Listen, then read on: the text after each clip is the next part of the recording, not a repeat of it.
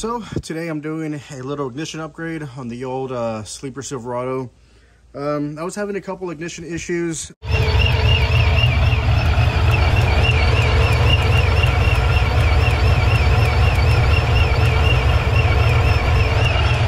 One of the wires is shorting out to the primary.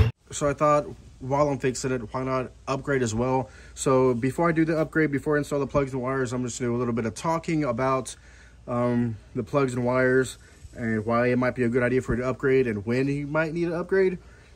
I'm just kind of talking off the top of my head. If you know better information, please feel free to comment below. Nobody knows everything, right? I'm just gonna talk about from my perspective and what I know. Like I said, comment below if you have some input. First of all, I went ahead and installed some long tube headers in the last video of this truck. And while I was installing the headers, like a genius, I did not remove the spark plugs, and I ended up cracking the ceramic on one of the plugs. So this is what a cracked ceramic looks like on a plug. This is the new one on the left. This is the old one. The crack happens right here on the ceramic, and it allows the spark to go from the wire, and it actually shorts out between the plug and probably the cylinder head where it threads into. Obviously it's supposed to travel through the spark plug and ignite against the electrode down here. But this basically allows the spark to escape. And it was fine under like idle and part throttle, but when I would really try to get on it, it would break up and misfire in the upper RPMs. So the particular plug I'm gonna run in this application is TR6's. It's basically the higher the number, the colder the plug, and there's different things that would require you to actually change the kind of plug you run. Like a factory heat range plug is a TR5. TR5 is okay on a stock engine, and they say like if you have like bolt-ons, like an exhaust system, colder intake tune, things like that, then you're gonna want TR55s, which is the next step colder. And then if you're running forced induction, nitrous, things that really increase the cylinder pressures, even like really high compression, then you're gonna wanna step up to TR6s. And on top of that, you gotta worry about spark plug gaps. And the gap is, you want to close the gap, because with more cylinder pressure, the more things you have going on inside the combustion chamber, you're going to want a smaller gap because you're actually going to be blowing out that spark. You close the gap and it's a shorter but stronger spark. Once you start running like forced induction, nitrous, things that are really increasing cylinder pressures and things like that, you're going to want to run a smaller gap. And 10 pounds of boost, about 30 should be okay. Let me know what you think. If you want more boost than that, you might want to run a tighter spark plug gap than that. And these are V-Powers. V-Powers are actually kind of cheap.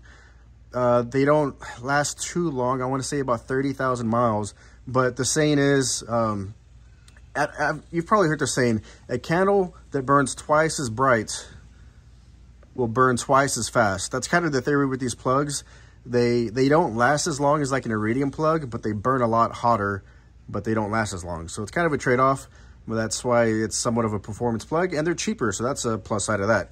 Anyways, let me get these plugs in and the wires and see if I can show you how they're able to bend and get out of the way of the header, because that's really the main issue. I actually got a kit of ignition coils because one went bad. It came with wires, right? And it came with these kind of cheap wires, and they're not, let's see what happened. Oh yeah, I remember what happened. This is what happened. The header started to melt it. It's not locked in there anymore. It just slides out of the boots. And these aren't adjustable. What's really nice about the MSD wires is that the boot on the MSD wire is actually adjustable. You can bend it.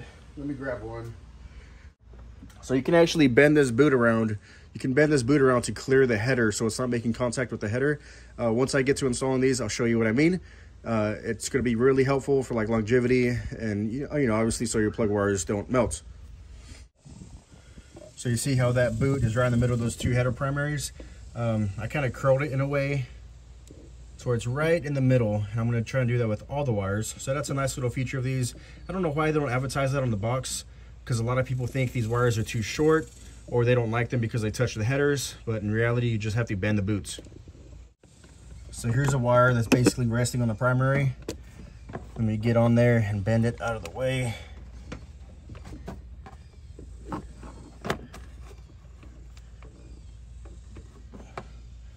Look at that. Now it's basically floating right in the middle of those two primaries. It's not resting on it anymore. So whenever I was taking off the wires, one of the ends tore off, And the core of the cheapy wires, this isn't the MSD, this is the cheap one on Amazon. It's like this rubbery material. It's like a fabric of some sort. The white stuff is the insulation, and the core is this squishy, terrible material that does not seem like it'd be a very good conductor.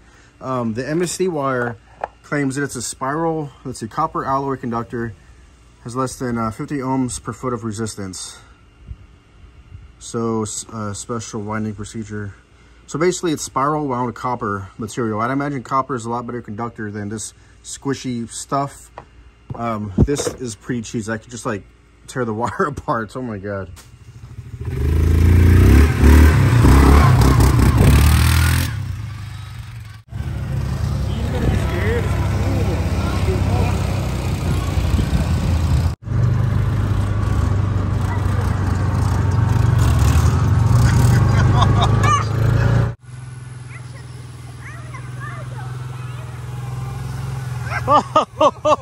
Oh.